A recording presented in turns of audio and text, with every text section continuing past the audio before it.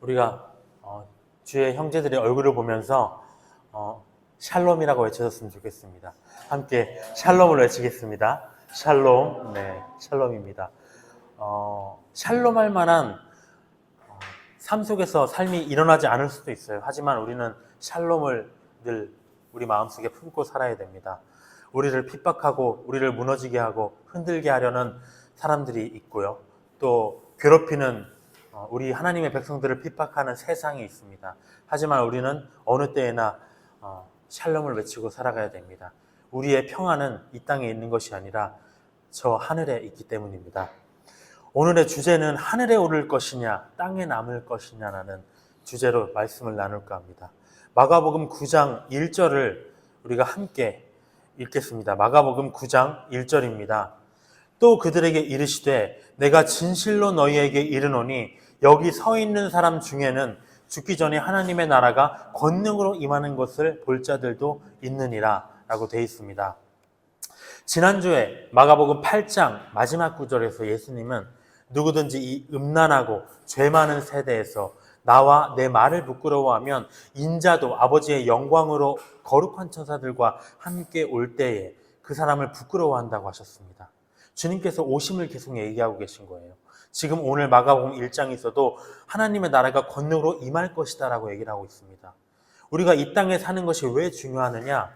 이 땅에서 우리가 음란하고 죄 많은 세대에 휩쓸려 살지 않는 것이 왜 중요하느냐? 라고 한다면 주님의 나라가 임할 것이기 때문이라는 것. 근데 우리가 음란하고 나는 죄를 많이 짓습니다. 하지만 예수님의 말씀, 예수님은 부끄러워하지 않습니다라고 얘기할 수 있어요. 하지만 거룩하라라는 예수님의 말씀을 무시하고 살아갔다면 그것은 음란한 그 자체로 음란하고 죄를 행하는 것 자체가 된다는 것. 그래서 우리는 사실 예수님의 말씀과 예수님을 우리도 모르게 부끄러워하고 무시하고 있다는 것이 된다는 겁니다. 음란하고 죄가 많다는 것은 육신의 만족을 위해서 살아간다는 걸 의미해요. 그렇기 때문에 성경을 비롯해서 영적인 것에 관심이 있을 리가 없죠. 하지만 오늘 마가복음 9장에서 예수님은 하나님의 나라의 임함에 대해서 얘기를 합니다. 이 땅에 천국이 펼쳐질 날이 있다는 거죠. 예수님께서 재림할 날이 다가온다는 겁니다. 하지만 우리는 재림 전에 반드시 휴거가 되어야 됩니다. 근데 그러지 못할 자도 있다는 것. 그래서 오늘 말씀 속에서는 우리가 무엇을 깨달아야 하느냐?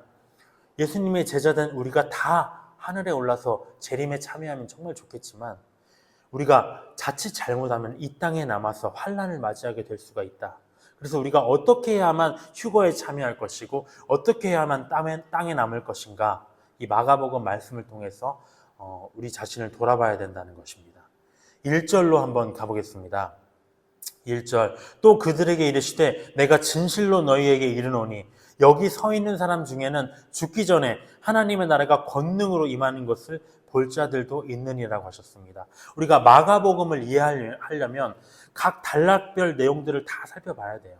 단락별로 나누어서. 근데 최종적으로 이 단락의 내용을 다 종합하면 숨겨진 마가가 말하고자 하는 성경이 말하고자 하는 그 한 가지 메시지가 나온다는 것입니다. 예수님은 자기 앞에 서 있는 제자들 중에 죽기 전에 하나님의 나라가 임하는 것을 볼 자도 있다고 하셨어요. 물론 예수님의 제자들 중에서 계시록을 쓴 요한은 하나님의 나라가 권능으로 임하는 것을 환상으로 봤습니다. 또 서신서에서 재림을 언급한 기록들을 우리가 봤죠. 베드로라든가. 그들은 하나님의 나라가 임하는 것을 보지 못했을까요? 저는 봤을 것 같습니다. 보지 않고서는 그 디테일한 그 내용들을 알 수가 없다는 거죠.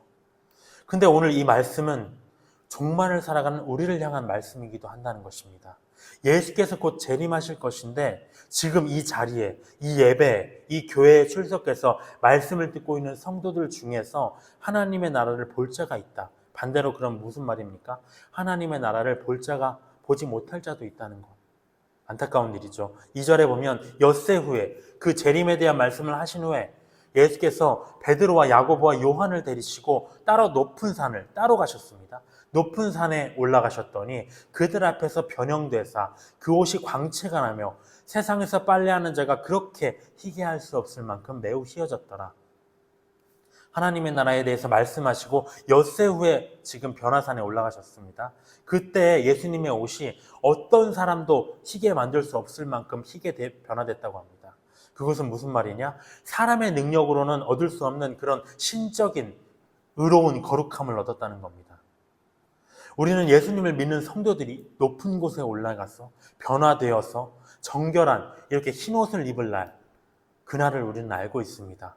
높은 곳에 올라간다는 말씀을 한번 찾아볼까요? 데살로니가 전서 4장 16절, 17절을 한번 찾아보겠습니다.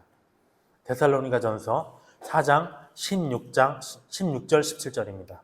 4장 16절, 17절 함께 읽겠습니다. 주께서 호령과 천사장의 소리와 하나님의 나팔 소리로 친히 하늘로부터 강림하시리니 그리스도 안에서 죽은 자들이 먼저 일어나고 그 후에 우리 살아남은 자들도 그들과 함께 구름 속으로 끌어올려 공중에서 주를 영접하게 하시리니 그리하여 우리가 항상 주와 함께 있으리라.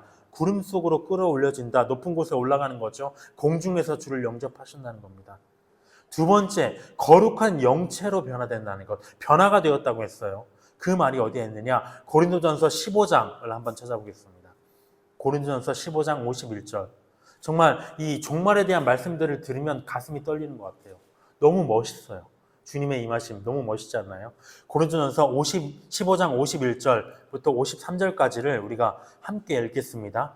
보라, 내가 너희에게 비밀을 말하노니 우리가 다 잠잘 것이 아니요 마지막 나팔의 순식간에 호련히 다 변화되리니 나팔 소리가 나매 죽은 자들이 썩지 아니할 것으로 다시 살아나고 우리도 변화되리라.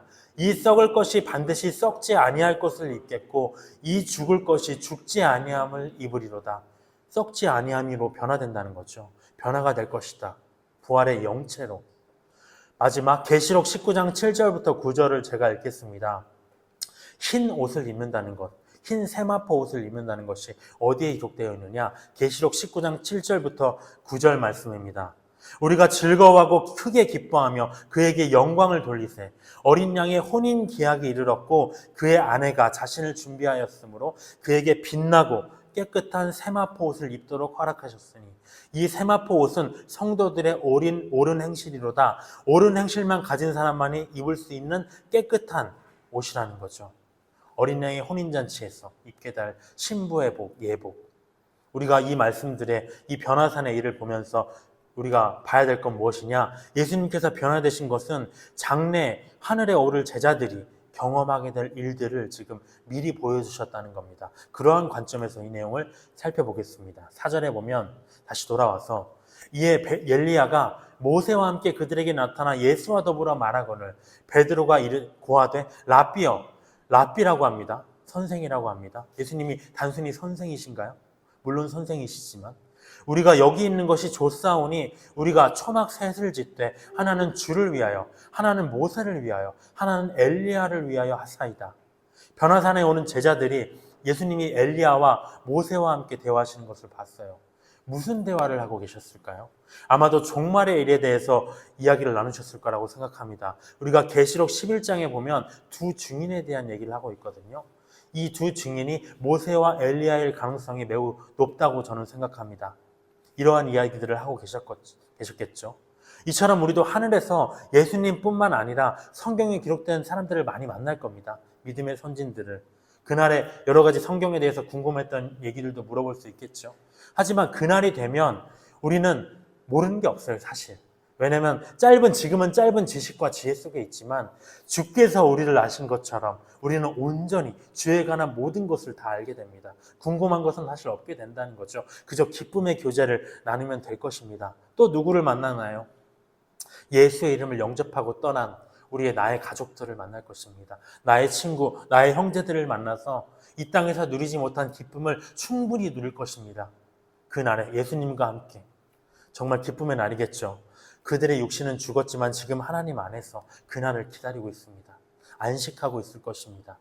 그런데 여기서 등장하는 모세와 엘리야는 제자들을 비롯한 유대인들에게 특별한 존재예요. 왜냐? 그들이 신봉하는 구약을 상징하는 이스라엘 백성들이 가장 역대 존경하는 선지자라는 것이죠. 근데 그 모세와 엘리야가 지금 신약을 상징하는 예수님과 함께 대화하여 주신다니, 저는 이렇게 표현하고 싶습니다. 오, 모세와 엘리야가 예수님과 대화하여 주신다니 너무 감사합니다. 놀라웠다는 거죠. 우리 랍비와 함께 대화해 주신다니. 물론 신약과 구약의 모든 주제는 예수님이에요. 근데 이 유대인들의 시선에서는 나누어져 있었다는 거죠. 이 모습을 본 베드로가 감격했습니다. 그래서 5절과 같이 당신들이 함께 있는 게 너무 좋은데 모세와 엘리야를 위해서 또 예수님을 위해서 내가 초막을 지을 테니 함께 삽시다. 제안을 했습니다. 뭐가 그렇게 좋았을까요? 유대인들에게 예수님은 지금 이단자 취급을 받고 있었어요. 근데 이스라엘의 정신적인 지주인 모세와 엘리야가 예수님과 함께 있어 주신다면 그들도 예수님을 영접할 거라고 생각했다는 거죠. 우리 더 이상 핍박받지 않아도 되겠지? 라고 생각했다는 겁니다. 어찌 보면 정당성을 찾아갔던 것 같아요. 하지만 7절을 보겠습니다. 마침 구름이 와서 그들을 덮으며 구름 소리가 나서 이르되 이는 내 사랑하는 아들이니 너희는 그의 말을 들으라. 문득 둘러보니 아무도 보이지 않고 예수와 자기들 뿐이었더라. 베드로가 그런 생각을 하고 있을 때 구름이 와서 그들을 덮었습니다. 구름은 하나님의 임재를 뜻해요. 구름 속에서 하나님이 예수님은 내 사랑하는 아들이다. 너희는 그의 말을 들어라. 그리고 주위를 둘러보니 아무도 없었습니다. 예수님 외에는. 이것은 너희가 천국에 오기 위해서는 엘리야 모세 필요 없다. 너희들이 세상에서 핍박을 받을지라도 엘리야 모세의 그 정당성은 필요 없다. 오직 예수님만 필요하다. 라고 하신 것. 이건 저를 향한 말씀이기도 한 것 같아요. 구원은 모세의 말, 율법의 행위를 지키는 것, 어떠한 사람의 눈으로 보기에 정당성 그런 것들은 필요하지 않다. 예수님의 말씀, 복음을 믿음으로만 가능하다는 겁니다. 갈라디아서 3장 19절에 그런즉 율법은 무엇이냐? 범법함으로 더하여진 것이라 천사들을 통해서 한 중보자의 손으로 베푸신 것인데 약속하신 자손이 오기 전까지 있을 것이니라고 얘기했습니다. 그러고 난 다음에 9절에 이제 그들이 산에서 내려왔습니다. 그리고 예수께서 경고를 하셨어요. 인자가 죽은 자 가운데서 살아날 때까지는 아무것도 이 얘기를 얘기하지 말라. 그들이 이 말씀을 마음에 두며 서로 문의하되 죽은 자 가운데서 살아나는 것이 무엇일까? 부활에 대해서 전혀 알지를 못했습니다. 변화산에서의 일은 부활의 일인데 이 제자들은 지금 몰랐다는 거죠. 그렇기 때문에 모르는 것을 그들이 말할 수는 없잖아요. 그러니까 이들이 지금 나의 부활을 경험한 후에 너희들은 그걸 말할 수 있지. 지금은 그럴 단계가 아니다라고 얘기하신 겁니다. 11절에 이에 예수께 묻자와 이르되 어찌하여 서기관들이 엘리야가 먼저 와야 하리라 하나이까? 제자들은 죽은 자 가운데 지금 일을 들었잖아요. 그런 걸 살아나는 이야기를 하면서 조금 전에 죽은 그 세례 요한의 일, 엘리야와 먼저 와야 하리라 이 말을 지금 얘기한 거예요. 자기가 엘리야를 지금 변화산에서 봤잖아요. 그 일을 보고 서기관들은 왜 메시아가 오기 전에 이 엘리야, 방금 우리가 전에 본 엘리야가 먼저 왔어야 된다고 얘기를 합니까? 물었다는 거죠. 근데 그들은 왜 지금 예수님이 메시아일 리 없다고 주장하고 있었냐면 말라기 4장 5절 6절 말씀에 따라서 엘리야가 올 것이다. 메시아가 오기 전에. 근데 그들의 눈에는 엘리야가 안 왔다는 거죠. 그러니까 예수님이 메시아일 리 없다고 지금 주장하고 있는 거예요. 근데 예수님은 뭐라고 하시냐면 엘리야가 왔었다 하십니다. 12절에 보면 이르시되 엘리야가 과연 먼저 와서 모든 것을 회복하거니와 어찌 인자에 대하여 기록하기를 많은 고난을 받고 멸시를 당하리라 하였느냐? 그러나 내가 너희에게 이르노니 엘리야가 왔으되 기록된 바와 같이 사람들이 함부로 대우하였다. 엘리야는 세례 요한이었잖아요. 그는 구약의 엘리야와 동일 인물은 아니었습니다. 그의 심령으로 온 것이죠. 누가복음 1장 17절에 되어 있습니다. 이사야서 40장 3절에 보면 외치는 자의 소리가 이르되 너희는 광야에서 여호와의 길을 예비하라. 사망에서 우리 하나님의 대로를 평탄하게 하라. 이렇게 예언된 자가 바로 세례 요한이었습니다. 척박한 광야, 사망과 같은 완악한 이스라엘의 마음에 회개하라, 천국이 가까웠다 이 메시지를 전해서 그들이 예수님을 영접할 수 있는 마음을 지금 회복시키려는 역할을 했다는 거죠. 주의 길을 예비하는 것이 그의 임무였습니다. 근데 그의 노력에도 불구하고 그들의 마음이 변화가 됐나요? 사람의 아들 인자이신 예수님은 고난을 받고 멸시를 당할 것이 기록이 되어 있었다는 거죠. 성경 말씀에. 그럼에도 불구하고. 왜? 그리고 그 이후에는 또 무슨 일이 일어납니까? 그것으로 인해서 왜냐하면 세례 요한이 노력을 했는데 그가 고난을 받았다는 거죠. 인자가. 그러면 세례 요한의 사역이 실패한 거잖아요. 하지만 실패한 것이 아니었다. 왜? 세례 요한이 비록 고난을 받고 죽었지만 그것은 왜 그가 고난을 받고 죽은 것이냐? 예수님의 종이니까요. 예수님과 같은 길을 가는 것뿐이다. 예수님의 종이기 때문에 예수님과 동일한 길을 가게 되어 있었던 것뿐이지 그 사역이 실패한 것이 아니다라고 얘기를 한 겁니다. 회복을 시킨 게 아니라 회복하려는 일을 했지만 사실은 그것이 이루어지지 않았을 뿐이죠. 그들의 마음속에 그 임무를 다한 겁니다. 그 다음에 이 일을 마치신 다음에 변화산에서 내려오셨습니다. 그때 무엇을 목격하시냐면 자기 제자들이 지금 논쟁하고 있는 것, 변화산의 일과 대조하면서 보시기를 바랍니다. 14절에 보면 이에 그들이 제자들에게 와서 보니 큰 무리가 그들을 둘러싸고 서기관들이 그들과 더불어 변론하고 있더라. 온 무리가 곧 예수를 보고 매우 놀라며 달려와 문안하거늘 예수께서 물으시되 너희가 무엇을 그들과 변론하느냐? 앞서 예수님과 함께 변화산에 오른 제자들이 몇 명이었나요? 3명이었어요. 근데 뭔 이유인지는 모르겠지만 땅에 남은 제자들은 9명이었습니다. 비율로 따져보면 변화산에 오른 제자들이 땅에 오른 남은 제자들보다 더 적었죠. 이것은 무엇을 의미하는 것인가요? 대환란이 이르기 전에 하늘로 휴거되어서 예수님과 같은 영광스러운 부활의 영체로 변화될 성도들이 이 땅에 남아서 대환란에 들어갈 성도들보다 더 적다라는 것을 의미하는 것이겠죠. 근데 예수님을 믿고도 휴거되지 못하고 이 땅에 남은 교회, 성도들의 특징을 우리가 봐야 됩니다. 그들은 무엇을 하고 있었느냐? 14절과 같이 변론, 논쟁을 하고 있었다는 거죠. 말싸움하고 있었다는 겁니다. 특별히 여기서는 제자들이 서기관들과 성경학자들과 말싸움하고 있었어요. 그러니까 어떤 걸 하고 있었을까요? 복음이 최고냐? 율법이 최고냐? 이런 내용을 가지고 하고 있었겠죠. 예수님이 옳으냐? 모세의 율법이 더 위냐? 성경을 가지고 논쟁하는 게 왜 나쁠까요? 저는 이 생각을 해봤어요. 근데 왜 이들이 휴거되지 못하는 교회의 모습이 될까? 왜냐면 이들은 내가 성경을 더 깊이 알아야지 이런 마음으로 논쟁을 한 게 아니었다는 거죠. 내 의견을 관철을 시켜가지고 내가 얘보다 더 높아져야 돼. 이 마음 때문에 지금 논쟁했다는 거죠. 사람의 논쟁이라는 그런 것입니다. 저도 며칠 전에 한 성도와 논쟁을 했어요. 정말 억울하고 답답한 마음 때문에 이런저런 말들을 막 이메일로 했습니다. 제가 그 마음을 하는 배경에는 정말 이 사람의 비성경적인 내용을 내가 교정을 해줘야 되겠다라는 마음이 있었지만 동시에 또 어떤 마음이 있었을까? 내 마음을 돌이켜보면 내가 저 사람보다 더 옳은데? 내가 관철시켜야지? 이 사람보다 더 높은데? 은근히 그런 마음이 깔려있지 않았을까? 그런 마음이 싶어요. 정말 논쟁하려는 자에게는 필연적으로 그 마음에 교만이 깔려있다는 거죠. 그래서 제자들이 서기관들과 논쟁하는 동안에 근데 문제가 뭐냐면 정말 이들의 논쟁은 좋지만 힘들어하는 건 누구냐? 이를 지켜보는 무리들이었다는 거죠. 17절에 보겠습니다. 무리 중에 하나가 대답하되 선생님 말 못하게 귀신 들린 내 아들을 선생님께 데려왔나이다. 귀신이 어디서든지 그를 잡으면 거꾸러져서 거품을 흘리며 이를 갈고 그리고 파리해지는지라. 내가 선생님의 제자들에게 내쫓아달라고 요청했는데 그들이 못했습니다. 라고 얘기합니다. 제자들과 서기관들의 지겨운 교리 싸움이 지금 계속되고 있는데 이들이 자기들의 인생과 그 고통의 문제들에는 이들이 기다린 건 뭐냐면 언제 나에게 관심 가져주지? 한없이 그냥 기다리고 있었다는 거죠.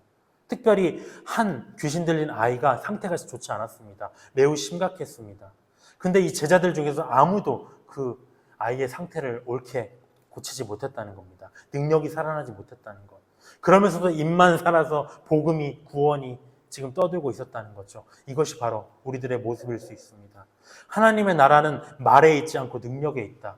저는 우리 교회를 시작하면서 환난, 평안이라는 모토를 잡았지만 또 하나는 무엇이냐면 계속 저에게 떠오르는 말씀은 이것입니다. 하나님의 나라는 말이 아니라 능력에 있다.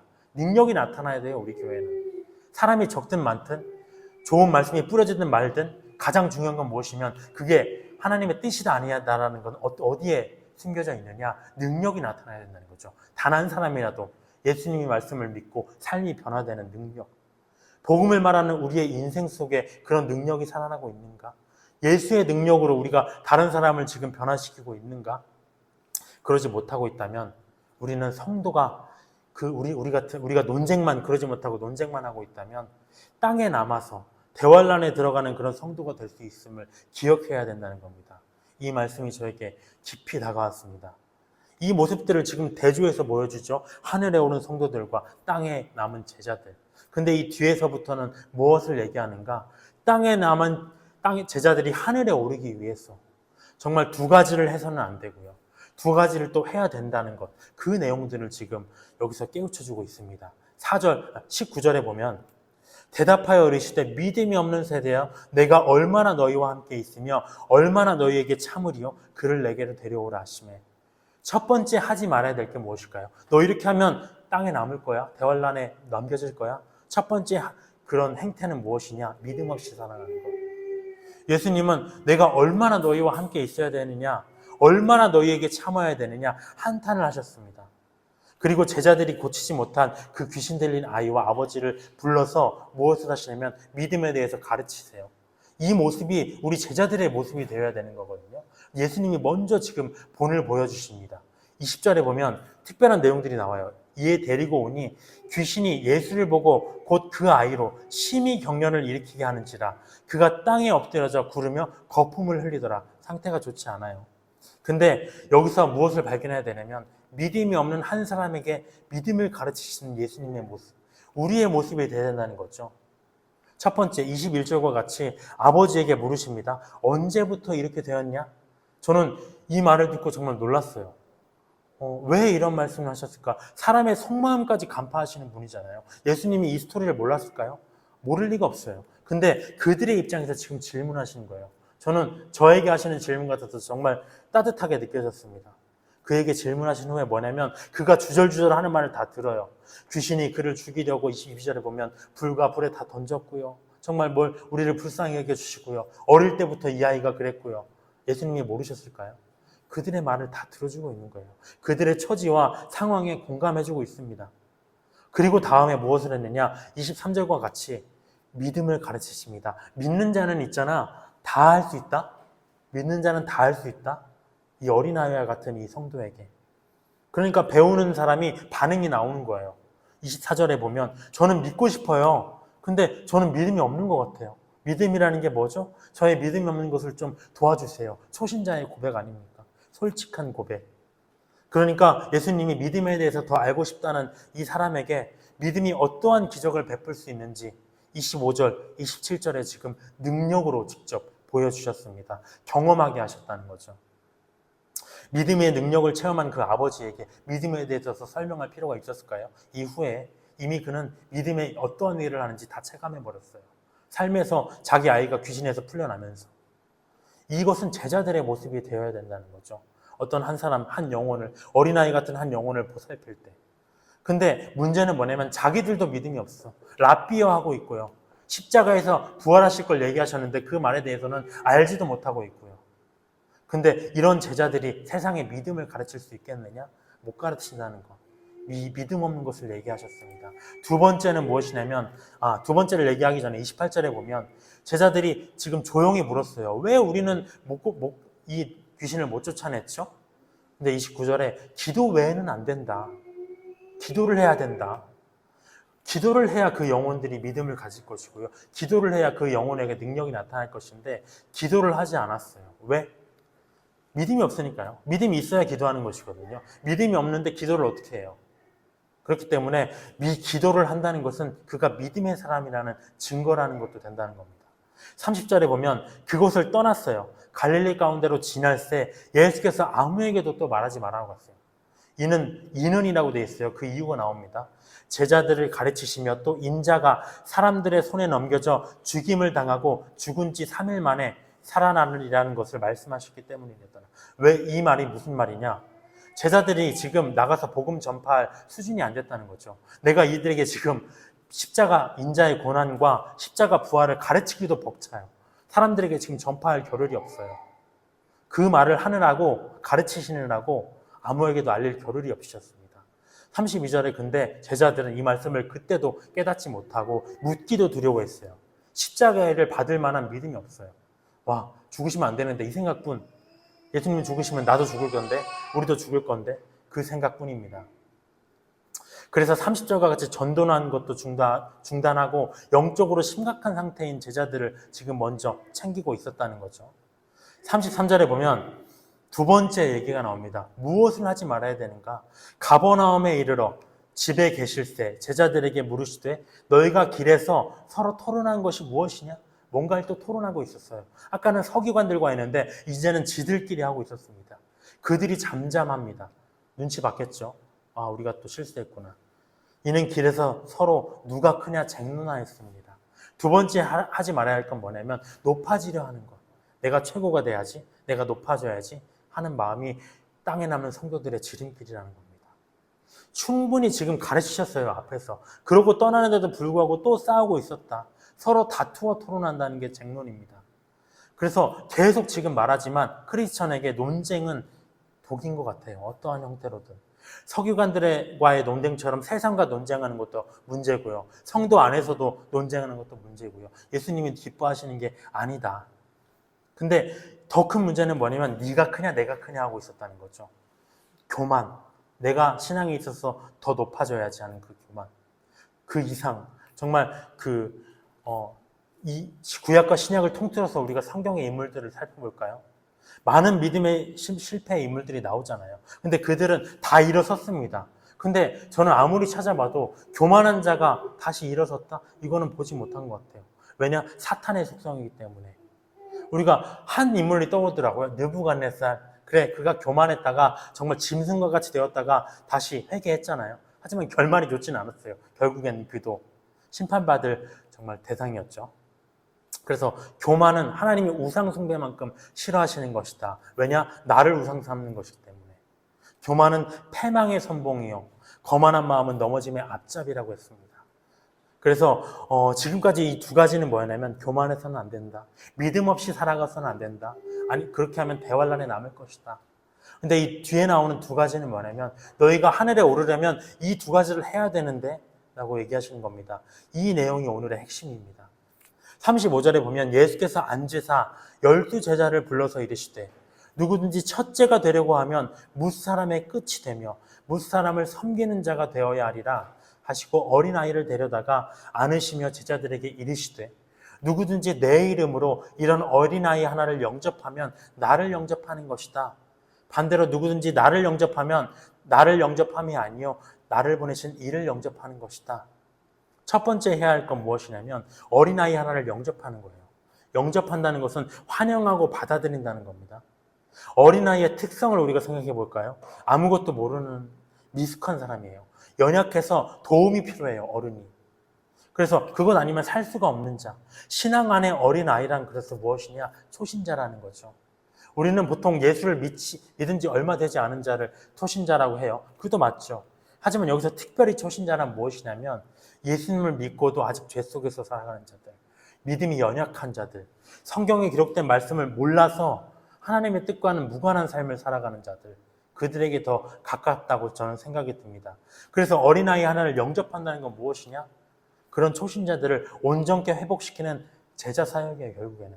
제자 사역을 해야 된다. 근데 우리가 아예 예수님을 믿지 않는 자들은 그럼 뭘까요? 태어나지도 않은 자들인 것 같아요. 그들에게 먼저 필요한 건 전도가 필요하다는 것. 근데 이 어린아이 하나는 예수님을 믿은 나를 믿는 어린아이 하나라고 했거든요. 작은 자라고 했거든요. 근데 37절과 같이 우리 먼저 된 제자들이 이 어린아이 하나를 영접하면 무슨 일이냐면 이 어린아이를 하나를 우리는 영접했지만 예수님을 영접한 것이다. 근데 이 제자들을 통해서 그 어린아이가 예수님을 영접한다면 그 사람은, 그 아이는 하나님을 영접한 거라는 거예요. 우리가 하나님을 영접시키는 매개체가 됐다는 것, 엄청난 일이라는 겁니다. 그래서 제자들, 특히 사역자들에게는 세상에서 복음을 던져서 열심히 전도를 하는 가운데에서 이 그물 안에 모인 성도들이 구원에서 떨어져 나가지 않도록 열심히 돌보고 양육해서 그물을 키워야 된다는 거죠. 근데 어린아이의 특징 또 하나가 있어요. 두 번째는 뭐냐면 말을 안 듣는다는 거예요. 말을 안 들어요. 제자 사역은 결코 쉽지 않다. 이들을 앉혀놓고 이 마음밭에 말씀의 씨를 뿌리기란 이 엄청 어려운 일이라는 거죠. 그러기 위해서는 어떻게 되느냐? 35절에 보면은 기꺼이 끝이 되어야 된다. 무사람, 곧 모든 사람을 섬기는 자여야 된다. 앞서와 같이 네가 크냐 내가 크냐 이렇게 해서는 어린아이 영접 못한다는 거죠. 첫째가 되고 대접받으려 해서는 안 된다는 겁니다. 정말 저에게 주시는 말씀인 것 같아요. 말째가 되어야 된다. 이들을 어떻게 섬길 것이냐. 이들이 정말 난리칠 거잖아요. 교회 와서 죽자고 할 거잖아요. 어떻게 이것들을 정리하면서 말씀을 가르칠 것인가. 말째가 돼야 된다. 주님께 기도해야 된다. 근데 특별한 말씀이 저는 이번에 많이 이걸 준비하면서 많이 깨달았는데 특별한 말씀이 나와요. 어린아이를 지금 교회가 영접하는 제자 사역을 해야 된다? 예수님이 말씀하셨는데 그때 대외적으로 다른 반응이 나타난다는 거예요. 우리가 이 사역을 시작했을 때 38절에 볼까요? 요한이 예수께 여짜오되 선생님 우리를 따르지 않은 어떤 자가 주의 이름으로 귀신을 내쫓는 것을 보고 우리를 따르지 않음으로 금하였습니다. 예수께서 이르시되 금하지 말라. 내 이름을 의탁하여 능한 일을 행하고 즉시로 나를 비방할 자가 없느니라. 우리를 반대하지 않는 자는 우리를 위하는 자야 라고 합니다. 우리는 종종 이렇게 생각해요. 아, 나의 하나님만이 최고? 우리 교회만이 최고의 교회? 내 목회자 말만이 진리야? 그런 자들은 뭐냐면 다른 교회, 다른 성도, 다른 교회에 출석하는 성도, 다른 사역 이거는 용납을 안 한다는 겁니다. 여기 서서 어떤 사역자가 제자들과 별개로 주의 이름으로 지금 귀신 쫓는 일을 하고 있었어요. 어떤 사역자가 어린아이를 온전케 하는 사역을 하고 있었어요. 근데 제자들은 그에게 함께 할 것을 제안했어요. 왜? 우리가 진리니까. 나 예수님과 같이 하는 무리야. 너 우리 쪽으로 들어와야 돼. 너 따로 그렇게 사역하면 안 돼. 근데 거절해버렸습니다. 그가. 근데 제자들은 그걸 보고 와 이거 안 되겠구나 금해버렸다는 거죠. 이단이라고 지금 규정하고 배척한 거나 마찬가지입니다. 근데 예수님은 그렇게 하면 안 된다. 내 이름으로 능력을 행하는 자들 중에 갑자기 나를 비방할 자가 없다. 금하지 말라. 나를 명시적으로 반대하지 않는 자. 예수님 정말 사탄의 왕입니다 라고 하지 않고서는 내 이름으로 능력을 행하는 자 중에 잘못된 길을 가는 자가 없다 라고 얘기하는 겁니다. 배척해서는 안 된다는 거죠. 각자의 사명이 있을 뿐이라는 것. 근데 명시적으로 그가 예수님을 반대하기 전까지 예수 이름으로 무언가 하는 무리는 예수님을 다 위하는 자다.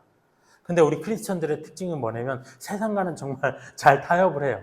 세상과는. 근데 교회들끼리는 포용이 안 된다는 것. 정말 힘들어요, 이게. 정말 힘든 문제인 것 같아요. 진리 안에서는 우리가 분명하게 선을 그어야 되지만 진리로 뭉친 안에서는 비성경적을 얘기하면 당연히 책망하고 떨어져야 되겠죠. 하지만 진리 안에 있다면 존중해주고 위로해주고 격려해주는 것이 필요하다는 것. 41절에 누구든지 너희가 그리스도에게 속한 자라 하여 물 한 그릇이라도 주면 내가 진실로 너에게 이르노니 그가 결코 상을 잃지 아니하리라. 이거는 작은 교회를 향한 예수님의 예언인 것 같아요. 단순히 금하고 배척하지 않은 것을 넘어서 나와 다른 길을 가는 사역자들일지라도 너도 예수 안에 속한 나의 형제네? 내가 물 한 그릇이라도 줄게. 작은 도움이라도 줄게. 그러면 그가 상을 잃지 않는다는 거예요. 왜? 왜 그럴까요? 저는 이것이 바로 예수 안에 속한 자들끼리 서로를 격려하는 방식이라고 믿습니다. 그것이 갈보리 촛불의 정신이다. 물 한 그릇 이거 아무것도 아니거든요. 근데 힘들 때 이렇게 건네는 작은 위로는 있잖아요. 정말 따뜻해요.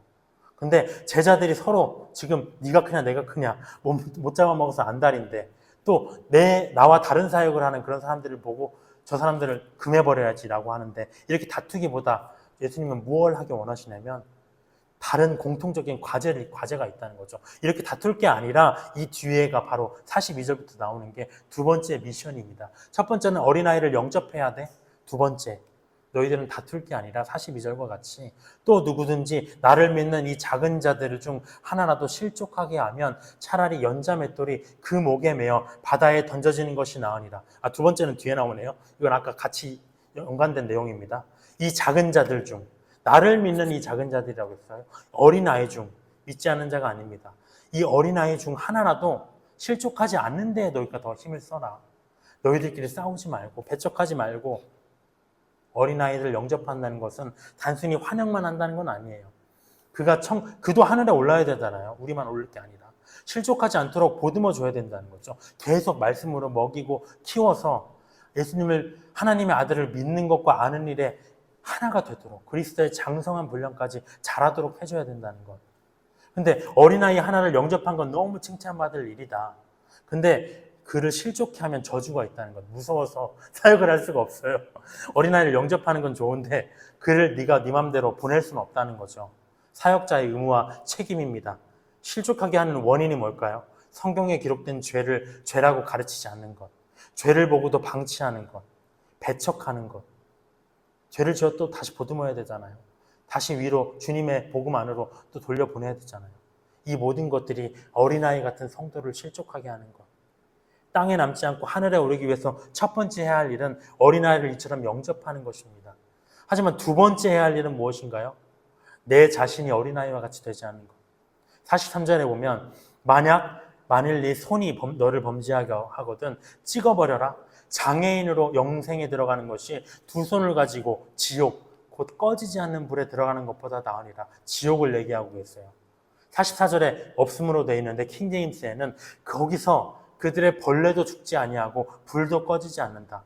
이 고통이 지속된다는 거죠. 그 고통 얼마나, 이것 때문이라도 예수를 믿어야 될 것 같아요. 두려워서라도. 그 지옥 얼마나 무서울까요? 우리가 잘못 살아서 들어갔을 때 정말 종결함이 없다는 것. 45절에 네 발이 너를 범죄하게 하면 똑같이 찍어버려야 된다. 똑같은 말씀을 하십니다. 46절도 마찬가지예요. 거기서는 벌레도 안 죽고 불도 꺼지지 않아. 47절에 네 눈이 그렇게 하거든 빼버려야 된다. 하나님의 나라로 들어가는 것이 두 눈을 가지고 지옥에 들어가는 것보다 낫다. 거기서는 구더기도 죽지 않고 불도 꺼지지 않느니라고 합니다. 우리가 마태복음 7장 5절에서는 외식하는 자여 네 눈에서 들보를 빼어라. 그 후에야 밝히 보고 형제의 눈에서 티를 빼리라. 이렇게 하셨습니다. 남의 작은 죄를 책망하기는 쉽지만 나의 죄는 보기 어렵다는 거죠. 바울은 또 고린도전서 9장 27절에서 내가 내 몸을 쳐 복종하게 함은 내가 남에게 전파한 후에 자신이 도리어 버림을 당할까 두려워한다는 거죠. 내가 아무리 수많은 어린아이들을 온전케 하는 위대한 사역을 했더라도 내가 육신을 감당치 못해서 복종을 못 시켰다? 그럼 나도 버림받는다는 거죠. 내가 전도한 사람들은 다 천국에 올랐는데, 하늘에 올랐는데 나는 지옥불 속에 있다는 것. 얼마나 조롱당하겠습니까? 물론 그들이 조롱하지 않겠지만. 그리하여서 정말 그가 했던 노력, 그렇게 된다면 아무 의미 없고 허사가 돼버린다는 것.